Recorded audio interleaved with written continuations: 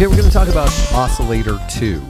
Oscillator 2 is very similar to Oscillator 1, having all of those really cool fading between waveform functionalities that we saw in Oscillator 1, for example, going between the saw and the triangle.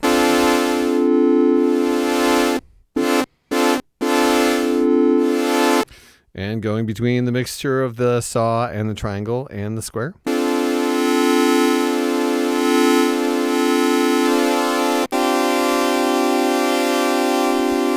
Of course, pulse width. If you have it all the way up to full square, pulse width goes up to 100% duty cycle, which is no sound. But, and I figured this out later, if you have it slightly not fully to the square, you're still getting a little bit of the mix from the other knob. You'll still at least have some sound in the distance, which is pretty cool. Anyway, so those aspects are similar to Oscillator 1. And by similar, I mean exactly the same. Similar, where did that come from? Okay, so one of the major differences, let's keep in mind also this is VCO2, which is a second set of 6 oscillators. So VCO2, 6 on the second layer. It's actually VCO layer 2, really. Anyway, they are all VCOs, so of course you will get luscious sort of phasing between the different notes as the frequencies change. The tuning knob is different on Oscillator 2 than on Oscillator 1. It isn't a 2-octave quantized type of knob. It is just kind of a typical tuning knob. It goes, let's see. It goes 7.5 steps up and 7.5 steps down.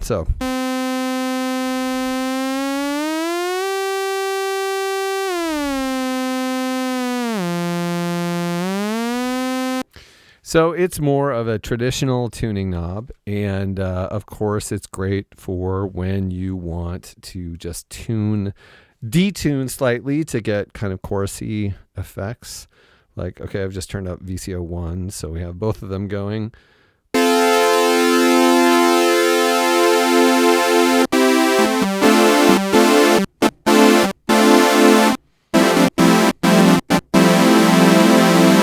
Because the minute you detune, the minute you get a big, broad, crazy, warm, traditional polysynth sound, which is awesome.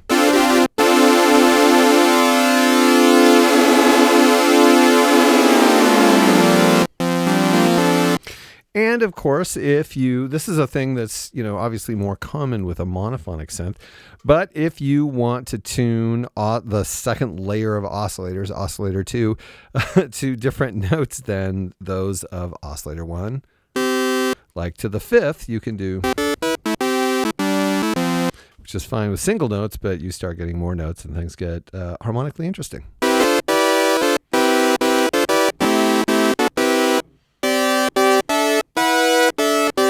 Let alone playing full chords. It's a way to get into more complex chords if you're not really aware of complex chords. But no, it's a cool effect.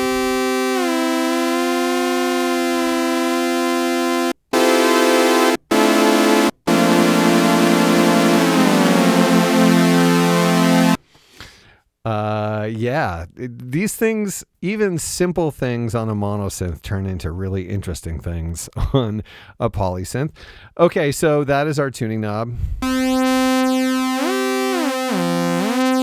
Of course, if you are playing in monophonic, then you can do your traditional prog rock lead. Okay.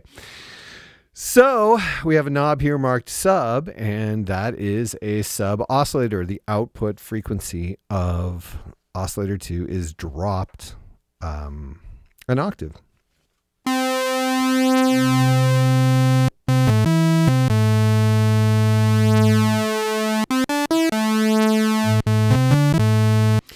And that's cool because, like, if you're doing like if you were using Oscillator 1 and you wanted a bass line,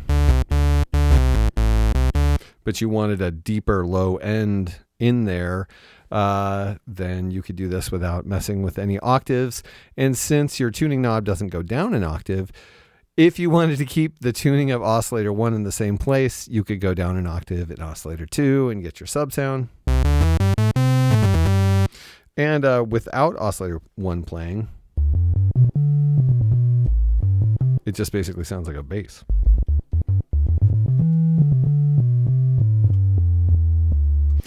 If you want more of the typical range of oscillator 2 in there and oscillator 2's waveform, an octave up from that waveform, you have the ability to continuously vary between them.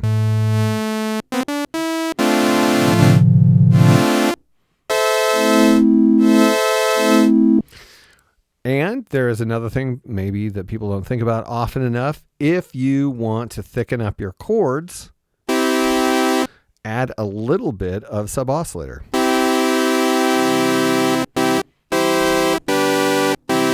So actually now you have the chord playing an octave lower and quieter, but it makes your chord sound bigger. And then you bring in oscillator 1.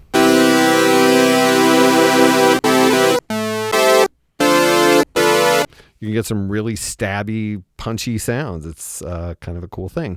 And of course, do not forget, and I know you won't because I won't let you, this knob can be voltage controlled through the patch section, so the matrix. So you could do things like have sounds that start off, once again, really full and then go to the bass. So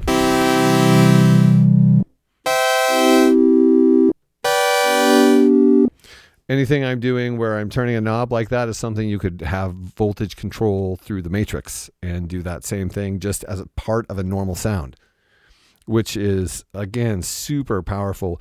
Or like doing a thing where you get the modulation envelope, which we haven't talked about, and have it on a single cycle, and you can just like make something punchy.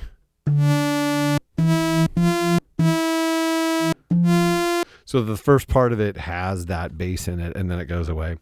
Anyway, in addition to simply adding an octave lower frequency to your second oscillator, there are many things you can do through voltage control of a sub-oscillator to make it sound really, really cool. Okay, and next we have FM 2-to-1, which is to say that the audio range frequencies of oscillator 2 are, this knob causes them to modulate oscillator 1. So you're basically getting audio range modulation,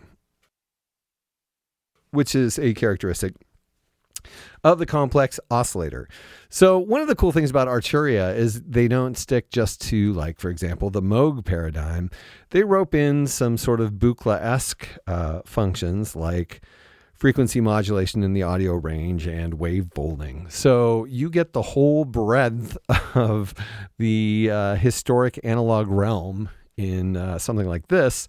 And it's cool to have, audio range modulation like this in a polysynth because you can get some really cool sounds. I'll show you. Okay, so I've turned it all the way up and what?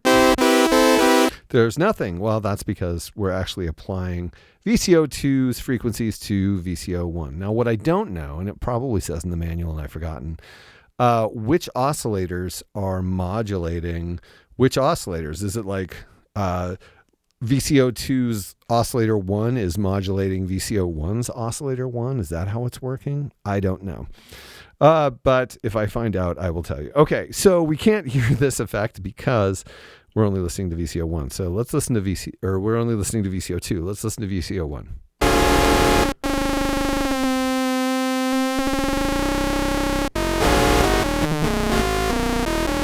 So you get some sort of weird, crazy, vaguely ring modulator-esque sort of sounds.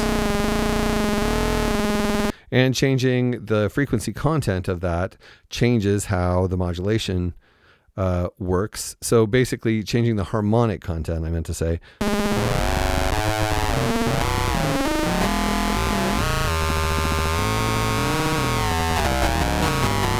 So you can get some really weird things, and some of you might be saying, well, Mark, that's not very musical. But if you do it in a subtle way,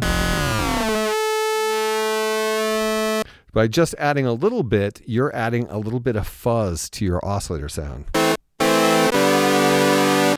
giving it a grit and a width that, again, was a thing that you would hear in vintage analog synthesizers through bleed and distortion. So, I mean, these are good things.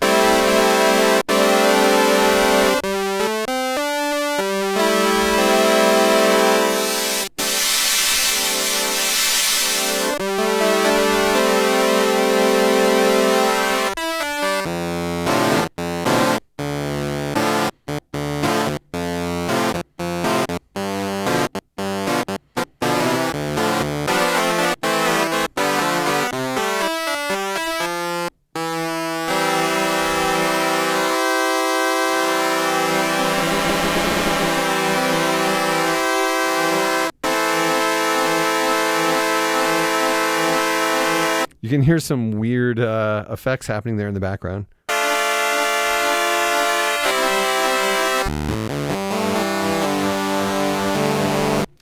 So you are not stuck with, by any stretch of the imagination, just your standard, oh, you got a saw and a square. You know, this is like, you can make complex and interesting sounds and have polyphony at the same time, which is just typically not what you get with a polyphonic synthesizer, because polyphonic synthesizers are typically so desperate just to be like, oh, here's a pad. Instead, you can make really complex and more acoustic sounds with something like this. Remember, we haven't even gotten to the filters yet. So, yeah.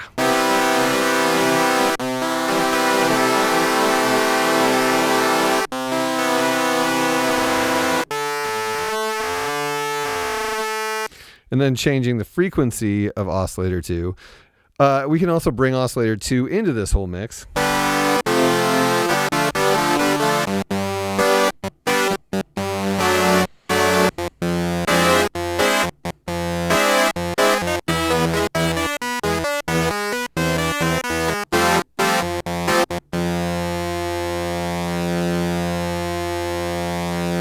Hear that movement? That's something cool, because if we just had a sawtooth and a square coming out of the oscillators, we would not have anything that interesting going into the filter. So that's important. This is something that makes complex and interesting sounds.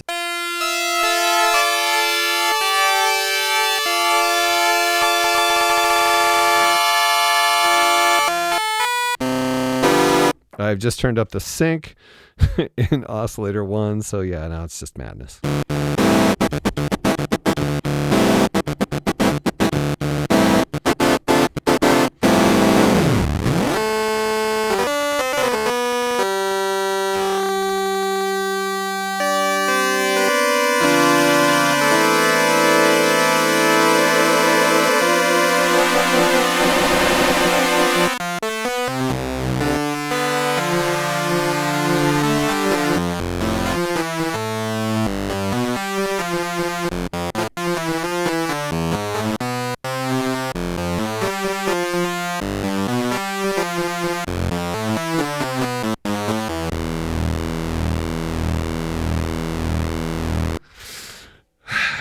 You know, I've actually heard people say, yeah, I'm just not that into Arturia's oscillators.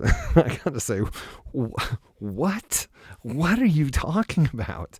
Yeah. And there's certainly things that can be done once we get into, you know, the modulation that just make this into an impossibly complex thing. So you can really, I don't think I've heard anyone really scratch the surface of the depth that these oscillators can go in providing something really acoustic in nature. Now, I know everybody likes to have synthesizer sounds, but I mean, we've all been doing a big fat sawtooth for what, 40, 50 years now. So let's use analog to get the big, rich analog sounds, but with more complex timbres. And I think that's what we're looking at here with the Arturia PolyBrute. Okay, there's still only a million things to talk about. We'll talk about them next.